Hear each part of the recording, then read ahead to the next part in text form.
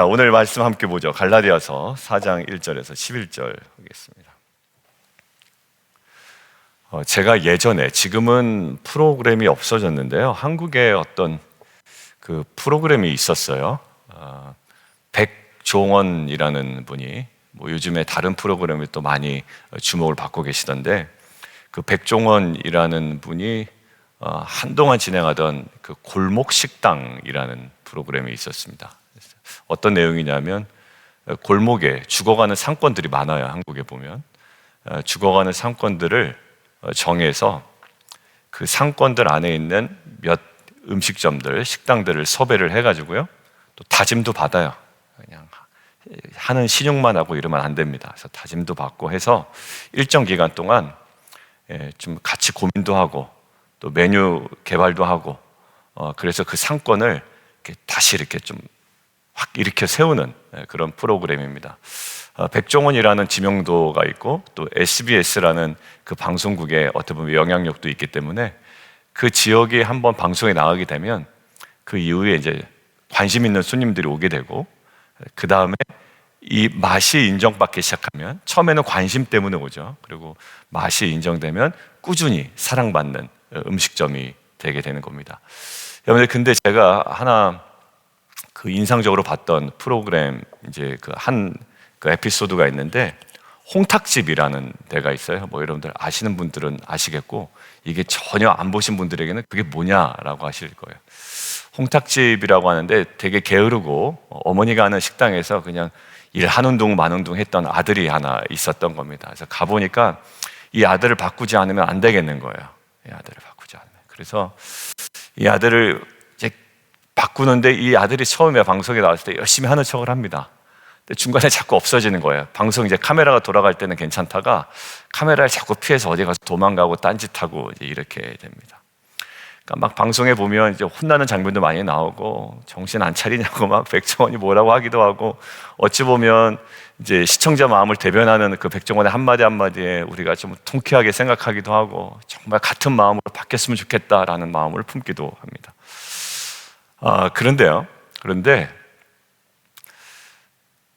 맨 마지막 회에 이제 그 백종원이라는 분이 이렇게 얘기하는 겁니다. 이 말이 이제 지금도 생각도 나고 많은 분들이 그 말을 사용하고 있어요. 뭐냐면, 내가 다른 거 걱정하는 거 아니야. 내가 다른 거 걱정하는 거 아니야. 당신 옛날로 돌아갈까 봐 그래. 라는 거예요. 지금 잘하는 거 소용없어. 라는 거예요. 내가 당신 걱정은 단 한 가지밖에 없어. 옛날로 다시 돌아갈까 봐 그래. 라는 거예요. 여러분들, 그게 한 5년, 6년 됐나요? 벌써. 그래서 가끔 제가 유튜브에 검색을 해봅니다. 홍탁집 이렇게 쳐요. 닭볶음탕을 잘하고요, 점심 메뉴는 닭곰탕을 끓인대요. 메뉴 그대로 있고, 손님들이 지금도 계속 많이 찾는 손님들이 되었고, 어느덧 결혼을 했더라고요. 결혼들 하고 가정도 일구고, 자기가 이렇게 그 약속한 대로 일정 시간에 와서 다 닭 바르고 그 작업하고, 이것들을 장사하는, 흐트러진 모습 아직까지 보이지 않는, 당구장에 몰래 가서 당구 치다 걸리고 이랬는데 지금은 이제 그러지도 않은, 정말 건실한 한 가장이 되었고 남편이 되었고 또 한 음식점의 오너가 되어 있고 되어가고 있더라고요. 저는 그 말을 기억해요. 당신 걱정 다른 게 아니야. 옛날로 다시 돌아갈까 봐 그래 라는 거예요. 오늘 한번 보실까요? 8절이에요. 7절이에요. 7절. 그러므로 내가 이후로는 종이 아니요 아들이니, 아들이면 하나님으로 말미암아 유업을 받을 자니라. 그러니까 지금 잘 보세요. 아브라함의 복은 소유가 아니라고 그랬죠. 왜냐하면 만약에 아브라함의 복이 소유라면 그 뒤에 연결된 그 복이 그 아브라함을 통해서 지금 전해지고 있는 이 복이 연결이 잘 안 돼요. 아브라함의 복은 소유가 아니라 존재로서의 복이라고 이야기를 했습니다. 그러니까 아브라함은 돈을 많이 가졌다, 땅을 많이 가졌다가 아니라요, 너는 복이다라는 거예요. 너는 복이니 너를 통하여 너의 자손을 통하여 모든 민족이 복을 받을 거다. 그러니까 아브라함에게 주신 메시지는요, 네가 복이 되는 거예요. 그러한 존재가 되는 거예요. 제가 어제 성도님들이 이제 기도 제목을 보내주셨어요. 이제 어제 새벽 기도 듣다가 그러니까 저의 마음을 좀 이해해 주신 것 같아요. 그러니까 제가 막 기도 제목 보내주세요 이렇게 이제 제가 무례하게 혹시 들렸을지는 모르는데 그것들에 대해서 이제 정리해서 보내주셨어요. 그래서 제가 그분한테 다시 보낼 때 그랬습니다. 집사님, 절 위해 기도해 줄 때는 무례하거나 세속적이진 목회자 되지 않도록 기도해 주세요. 제가 순간순간 실수할 수도 있으니 무례하거나 세속적이지 않은 목회자 될 수 있도록 기도해 주시면 좋겠습니다라고 했는데, 이제 그 집사님 기도 제목을 봤는데 이제 자녀에 관한 기도 제목이었어요.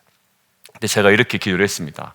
오늘 이제 본문의 근거에서 아버지, 왜냐하면 아버지라 부르니까 아버지, 그 자녀를 위해서, 그 2명의 자녀를 위해서 제가 정말 전심으로 기도하고 싶습니다. 하나님도 내게 아버지가 되시고 그 2 자녀에게도 하나님께서 아버지가 되시지 않습니까? 하나님 그 존재됨의 복을 누리게 해주십시오. 다른 것들 기도 제목 사실 많아요. 그리고 기도 제목 보내주셨지만 제가 더 기도하고 싶은 내용도 있어요. 왜냐하면 지금 준비하고 있는 것도 있고 잘해왔고 또 기대되는 것도 이러기 때문에. 근데 하나님 정말 그 존재됨의 복을 누리게 해주십시오. 어떤? 하나님의 아들로서의 그 영광과 하나님 기쁨을 누리는 자녀 되게 해주십시오. 그래서 그 안에서 아버지께서 원하시고 아버지께서 인도해 주시고 아버지께서 공급해 주시기 때문에 어디든지 가서 정말 그 용기 있게 보란듯이 흔들리지 않고 평생을 살아가는 자녀 되게 해주십시오. 그러니까 제가 아버지께 기도하는데 아버지가 그들에게도 아버지가 되게 해달라는 기도를 할 수밖에 없겠더라고요. 왜? 오늘 존재의 복이기 때문에 그래요. 오늘 보세요. 7절 그렇게 닫아 9절 어떻게 되어 있냐면, 이제는 너희가 하나님을 알 뿐 아니라 더욱이 하나님이 아신 바 되었거늘. 지금 어떤 얘기를 합니까? 지금 하나님과의 관계에 있어서의 존재로서의 복이에요. 어떤 이야기를 합니까? 너 하나님을 알지? 그리고 하나님께서 너를 아셔. 여러분 여기에 가만히 머물러 있어 봤어요. 지금 사도 바울이 얘기하는 마음을 한번 느껴보세요. 그 온도와 그 호흡에서, 그 말에서 나오는 거. 너희가 하나님을 알지? 여기까지는 왜 알아요? 이럴 거예요. 근데 지금 약간 사도 바울에게 혼나고 있잖아요. 너 돌아가려고 그래? 돌아갈까 봐 그래. 근데 뒤에 나오는 게 너희가 하나님을 알 뿐만 아니라 더욱이 하나님이 아신 바 되었대요. 여러분들 이게 여러분들 깊이 머물지 않으면 이게 감동이 잘 안 돼요. 어제 가만히 머물고 있었습니다. 근데 제가 하나님을 안다고 이야기하지만 더 중요한 건 하나님께서 저를 너무나도 잘 아신 바 되었대요. 그리고 그렇기 때문에 우리를 어떻게 해요? 아들의 명분을 얻게 하셨다는 거죠. 5절 흔들렸으면 아들의 명분을. 근데 9절 어찌하여 다시 약하고 천박한, 사도 바울이 단어 하나 선택하는 게 머물러 있다 보니까 이걸 강조하고 싶은 거예요. 되게 무례하게 느낄 수도 있어요. 저도 사실 이러한 단어를 쓸 때가 있거든요. 설교할 때 막 천박한 뭐 이렇게 쓸 때가 있어요. 해놓고서 이렇게 너무 썼나? 막 이럴 때가 있어요. 근데 사도 바울이 정말 순수하게 정경화되어 있는 이 성경을 썼던 사도 바울의 심정을 좀 보면 약하고 천박한 초등학문으로 돌아가서 다시 그들에게 종노릇 하려 하느냐, 다시 돌아갈까 봐 그래 라고 했던 그 백종원 아저씨의 그 말이 사도 바울의 그 마음과 오버랩되면서 우리에게 느껴지더라고요. 여러분들 이 돌아간다는 건 뭘까요? 이게 정말 진짜거든요. 아버지이시고 아들이시고, 아버지이시고 아들이고, 이것을 포기하는 거예요. 수고한 것이 헛될까 두라도 날과 달과 절기와 해를 지켜요. 다시 돌아가요. 어디로요? 율법으로 다시 돌아가요. 그래서 또 힘들게 살아요. 그리고 지키지 못하면 또 거기에 전전긍긍하며 살아요. 근데 이제는 아들의 명분을 얻었는데 어딜 돌아가려고 그래? 라고 이야기를 합니다. 여러분들, 저는 이 아들의 명분, 근데 그전엔 우리가 어떻게 살았다? 가정교사와 관리인에 의해서 살았다라는 거야. 가정교사는 유대인들에게 있어서의 그 관습에 의하면 12살까지, 그리고 로마의 기준으로 보면 한 14살까지, 그리고 그리스, 헬라 기준으로 보면 한 18살까지 가정교사의 그 도움을 받아요.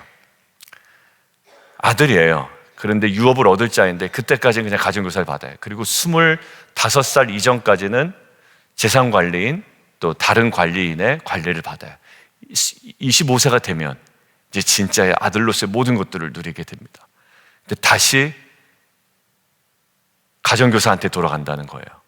다시 그냥 나를 관리해주는 그 사람한테 돌아간다는 거예요. 아니요, 그 영광이 있어요. 여러분들, 이거를 어떻게 더 느낄까?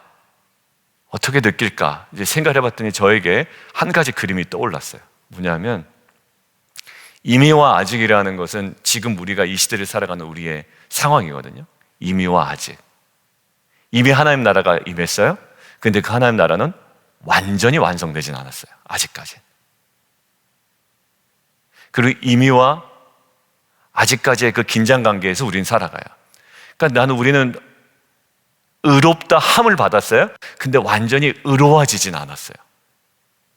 그러니까 의롭다는 법적으로 효력 있는 어떤 선고는 있었는데, 그렇다고 내가 막 속 깊은 곳에서 의로워진 건 아니에요. 그러니까 거기서 이미와 아직의 또 긴장 관계가 있어요. 자, 그런데 이미와 아직이라는 이 구도 속에 저에게 확신 있게 다가온 하나의 그림이 있었습니다. 아직을 대표하는 신분이 하나 있어요, 여러분들. 아직이라는 신분을 대표하는 거예요. 아직이라는 상황을 대표하는 신분, 뭘까요? 성경에서 얘기하는 저희들의 정체성 하나, 아직이에요. 근데 어떤 거죠? 신부, 그렇죠. 신부입니다. 완벽한 결혼이 안 이루어졌죠. 부부제자들 얘기하면 그 결혼은 주님 오실 때 어린 양의 혼인잔치로 이루어질 거예요. 그런데 약속은 했어요. 정혼은 했지만 아직 거룩한 신부로서의 마지막 결혼은 이루어지지 않았단 말이에요. 아직. 그래서 우리가 늘 준비할 때, 이 땅 가운데 살아갈 때 항상 무슨 신부? 정결하고 순결한 신부의 모습으로 살아갈 것을 요구받아요. 그러니까 그 요구가 굉장히 거추장스러운 것 같지만 아닙니다. 그 신랑이 오실 때에, 우리가 이제 어느 때인 줄 모르지만 신랑이 올 때에 그분과 함께 맞이하게 될 그 결혼을 기다리면서 우리가 있는 거예요. 굉장히 영광스러운 모습이죠. 여러분들, 유대인들, 그 이스라엘 사람들, 유대인들이 맞는 혼인관계와 아주 똑같다고 그랬습니다. 예수님이 우리와 정혼 단계예요. 신랑 대신 예수님이 아버지 집으로 가셨어요. 지금 하늘로 올라가셨잖아요. 근데 이게 똑같아요. 유대교도 정혼한 다음에 아버지 집으로 돌아갑니다. 신부가 왜 가죠? 신혼방 만들러 갑니다. 근데 예수님이 요한복음에 보면 하늘에 가셔서 뭐 하신다고요? 우리의 처소를 예배하러 가신대요. 그랬다가 다시 오신답니다. 그때는 누구만 안다? 신랑도 몰라요. 아버지의 딱 주권에 있대요. 아버지가 다 됐다. 그러면 이제 아버지가 신랑을 보냅니다. 그래서 그때 신랑이 오는 거예요. 근데 그때는 누구만 안다? 아버지만 알아요. 신랑의 아버지만 알아요. 그러니까 신부는 항상 뭐만 기다리고 있죠?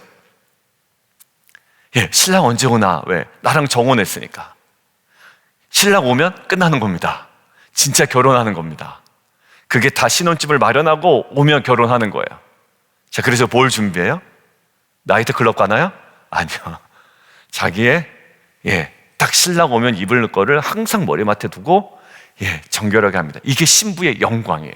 여러분들 속박입니까? 아니죠. 이게 신부로서의 영광이죠. 그리고 그분이 오실 때를 기다리며 정결하게 맞이하는 거예요. 근데 아직이잖아요. 근데 이미로서의 신분을 대변하는 것이 하나 있다고 갑자기 생각이 드는 거예요. 그게 뭐냐면 아들입니다. 여러분들, 어느 종교에서 아버지와 아들의 관계가 있나? 저는 아직 잘 보지 못했어요. 이런 거예요. 내가 너를 구원했으니 너는 나를 군주로 모셔라. 이런 종교는 있더라고요. 그냥 스승으로 모셔라. 이 정도까지는 굉장히 친밀한 단계예요. 스승 정도, 범접할 수 없는 스승, 뭐 이 정도까지는 이미지가 나오는 종교들은 많은 것 같아요. 근데 이게 너무 파격적이에요. 아버지래요. 그리고 우리가 아들이래요. 여러분들, 이거는 어찌 보면 우리가 지금 누려야 되는 거예요. 나중에 아들 되는 게 아니라 이미 로마서에도 양자 영 우리 가운데 부어주셨다고 그러거든요. 이건 뭐예요? 누리기만 하면 돼요. 근데 어딜 돌아가려고 그래? 라는 거예요. 돌아가지 마라는 거예요. 여러분들, 돌아오기는 해야 돼요. 누구처럼? 집 나갔던 탕자처럼 돌아오기를 해야 되는데 다시 나간다고요? 결코 그럴 수 없죠. 지금 이 그림이 우리가 누려야 할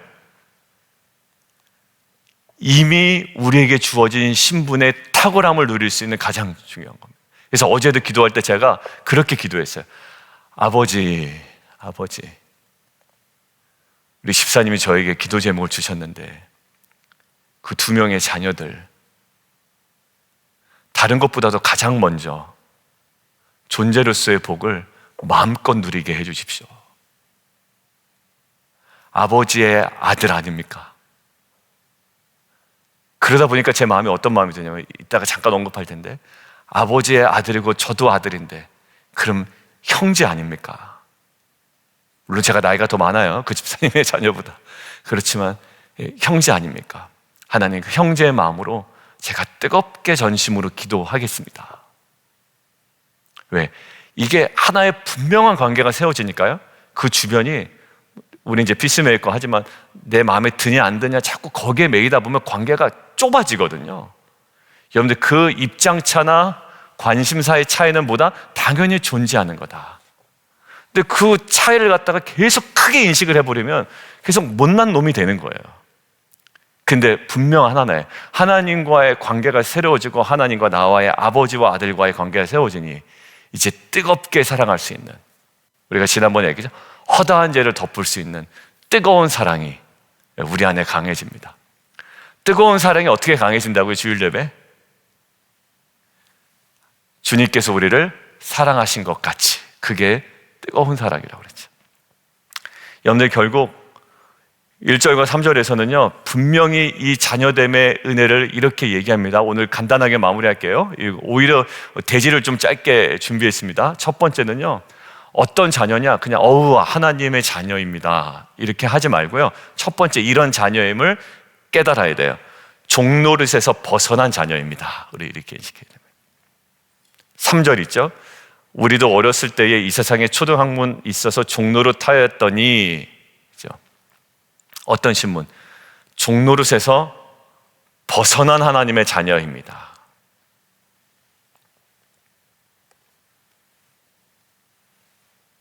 벌벌 떨었던 자녀예요. 율법의 저주를 받아 지옥에 들어갈 비참한 상태에 있는 자녀인데 이제 믿음으로 하나님의 자녀가 되었습니다. 더 이상 종의 자세로 하나님께 인정받으려는 그런 구걸의 모습은 없어요. 그분의 마음에 들려고 노력하지 않아도 됩니다. 다 받아주십니다, 아버지는. 여러분들이 육신의 아버지가 그렇지 않은 아버지를 두신 분들은 이게 반감이 생길 수도 있지만, 육신의 아버지는 한계가 있을 수 있어요. 그런데 하나님 아버지는 절대 그러신 분이 아니에요. 여러분들이 육신의 아버지는 괴팍했을지 모르지만 하나님 아버지는 절대 그러신 분이 아닙니다. 여러분들, 그분의 마음에 들려고 어떤 것들을 우리가 구걸하거나 애쓸 필요는 없어요. 우리가 먼저 누려야 되는 것, 종노릇에서 벗어난 하나님의 자녀입니다. 하나님 아버지의 자녀로 서게 되어 있습니다. 두 번째는요, 4절에서 7절 그 내용인데, 은혜와 믿음으로 되는 하나님의 자녀예요. 이제는 뭐 잘 보여서 되는 자녀가 아니라 은혜와 믿음으로 되는 하나님의 자녀입니다. 은혜와 믿음이 아니면 그냥 우리는 심판을 받아야 되는 거예요. 자녀 말도 안 됩니다. 그냥 죄인일 뿐이에요. 근데 이 죄인이요 완전히 양자된 거예요. 그게 바로 은혜입니다. 그리고 그것은 무엇으로? 믿음으로 말미암아 가능합니다. 그러니까 은혜와 믿음으로 되는 하나님의 자녀를 날마다 누리세요. 세 번째는 8절부터 11절까지 있는 내용인데, 기쁨과 인정을 받는 하나님의 자녀입니다. 하나님의 아는 자들에게 종노릇 했는데요, 하나님께서 어떻게 된대요? 아심바 되었다라는 거예요. 아심바 되었다. 하나님 지금도 나를 알고 계시다. 인정받는 하나님의 자녀예요. 여러분들, 이 땅의 아버지가, 한국의 저희 아버지가 기업의 총수이거나 유력한 국회의원이거나 아니면 세상에 잘 나가시는 분이라면 지금 아버지가 제 옆에 없어도 여러분들, 저는 굉장히 여러분 앞에 당당할 거예요. 왜냐하면 돈 없으면 아버지한테 돈 보내달라고 그러면 되고, 뭐 못마땅 하면 그냥 아버지께 얘기하면 되고, 그냥 아버지께 돌아가면 되고, 뭐 그게 있어요. 분명한 그 관계 속에 주어지는 자신감이 있습니다. 여러분들, 근데 여기서만 하나님 우리를 아신 바 되었다라는 거예요. 결국 우리는 행위로 하나님께 인정받고자 의를 드러내지만 결국 하나님께서는 우리의 모든 연약함마저도 아시고 이제 예수 그리스도의 십자가의 은혜로 아들의 관계 속으로 들어간 것을 아시고 이제는 우리를 너무나도 잘 아시며 인정하시고 우리를 기뻐하신다. 그러니까 구약의 그 말씀에 의하면 우리를 보시고 기쁨을 이기지 못한다라는 거예요. 저는 막내였기 때문에 아버지 사랑을 엄청 받았습니다. 그래서 제가 그런 부분에서는 조금 그게 없어요. 그러니까 막 거기에 대한 결핍이나 이런 건 좀 없는 것 같아요. 그러니까 사모도 아내도 저한테 얘기하더라고요. 그게 이제 좀 이렇게 충분히 좀 누려진 것 같다, 당신이 이러는 거예요. 그러니까 저는 아버지랑 막 멱살 붙잡고 막 사진 보면 막 저희 집이 이제 그 개인 주택이었거든요. 한국에서 지금 서울에 살 때. 그러니까 거기서 막 잔디에서 막 아버지 막 그 목 잡고 누르고 뭐 아버지가 하는 표정이고요. 그러니까 관계가 너무 좋았어요. 막내니까 얼마나 기뻐했어요. 저희 7살 위가 형이고 6살 위가 누나인데, 그러니까 뚝 떨어져서 막내 아들이 나왔으니 또 옛날 분들은 아들 엄청 좋아하시잖아요. 그러니까 그 아들에 대한 그 막내 아들에 대한 사랑이 엄청 있었거든요. 여러분들, 기쁨과 인정을 받는 거예요. 여러분들, 그게 저한테는 평생의 안정감으로 남아 있어요. 근데 여러분들, 그게 없다 해도 괜찮아요. 여러분들, 그게 없어도 괜찮아요. 왜냐하면 그 아버지가 하나님이 우리에게 아버지가 되신다라는 거예요. 여러분들, 우리의 아버지보다 더 완벽한 아버지입니다. 지금 저희 아버지는 몸을 가누지 못합니다. 제가 멱살 잡았다는 아버지 큰일 나십니다.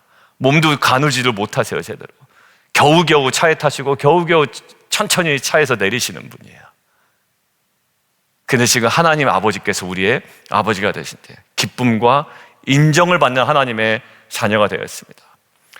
여러분들, 자신이 부족하다고 느낄 때 느낄수록 자꾸 하나님의 마음과 무관심을 받을 것을 염려해서 열등감 여러분들 가질 수 있어요. 근데 그러면 안 돼요. 이것은 자녀로서의 삶이 아닙니다. 열등감 갖는 건 하나님의 자녀로서의 삶이 아니에요. 우리가 세상적으로 좀 부족할 수 있고요, 좀 잘 안 될 수도 있어요. 그런데 열등감에 빠지면 안 됩니다. 왜? 우리는 기쁨과 인정을 받는 하나님의 자녀이기 때문에 그렇습니다. 여러분들, 이 존재로서의 복이 얼마나 중요한지 아시겠어요? 여러분들, 이것은 실제입니다. 지금 우리는 정말 그 잘 나가는 아버지로부터 사랑받는 자녀 이래도 우리는 흔들림이 없는데 하나님 아버지의 자녀로서의 살아가는 이 특권을 우리가 놓치며 살아가면 안 된단 말이에요. 그럼 자꾸 어떻게 돼요? 자꾸 사람들에게 인정받는 쪽으로 갑니다. 구걸하는 쪽으로 가는 거예요. 이렇게라도 해야 되나? 이렇게 단호한 모습으로 보여야 되나? 이렇게 아주 그냥 쿨한 모습으로 보여야 되나? 여러분들, 그러다가 그냥 쿨하고 단호하고 뭐 하다가 아무것도 남잖아. 나는 없어지는 거예요. 사람들이 인정하는 모습으로 나를 그냥 자꾸 내가 스스로 자꾸 가둬버리는 거예요. 여러분들, 그러지 마세요. 하나님의 자녀로서 내가 누려야 되는 그 특권, 종노릇에서 벗어나 하나님의 자녀, 은혜와 믿음으로 되고 기쁨과 인정을 받는 하나님의 자녀로서 절대 돌아가지 마시고 오늘 우리가 누려야 돼, 이미 우리에게 허락된 신분으로서의 그 존재됨을 누리며 나아가는 저 여러분 되기를 주님의 이름으로 축원드립니다. 우리 함께 좀 기도하며 나가도록 하겠습니다. 우리 함께 좀 기도하는데요, 이미 예전에 허락된, 그러니까 아직 우리에게 성취되지 않은 신분이 있는데 그 신부예요. 아직 결혼식이 이루어지지 않았습니다. 어린 양 혼인 잔치가 아직 남아 있어요. 근데 지금 우리가 누려야 될 신분이, 중요한 신분이 있는데 그게 바로 뭐냐면 아들됨이에요. 자녀됨입니다. 여러분들, 이것을 잊으면 되게 초라하게 살아갑니다. 진짜 그래요. 고아처럼 살아갑니다. 있으면 있는 대로 교만하고 없으면 없는 대로 그냥 비굴하게 살아가고. 근데요, 아니야, 다 뛰어넘는 우리를 정말 온전하게 딱 받쳐주는 존재됨에 있어요. 하나님의 자녀됨. 이렇게 기도할까요? 종노릇에서 벗어나 하나님의 자녀로 살아가게 해주십시오. 은혜와 믿음으로 되는 하나님의 자녀의 특권을 누리게 해주십시오. 그리고 기쁨과 인정을 받는 하나님의 자녀의 풍성함을 누리며 살아가게 해주십시오. 하나님, 그것으로 충분합니다. 다시 돌아가지 않겠습니다. 이곳에 우리에게 주어지는 은혜와 이 풍성을 누리며 살아가게 해주십시오. 우리 함께 기도하며 함께 나아가도록 하겠습니다. 기도하겠습니다.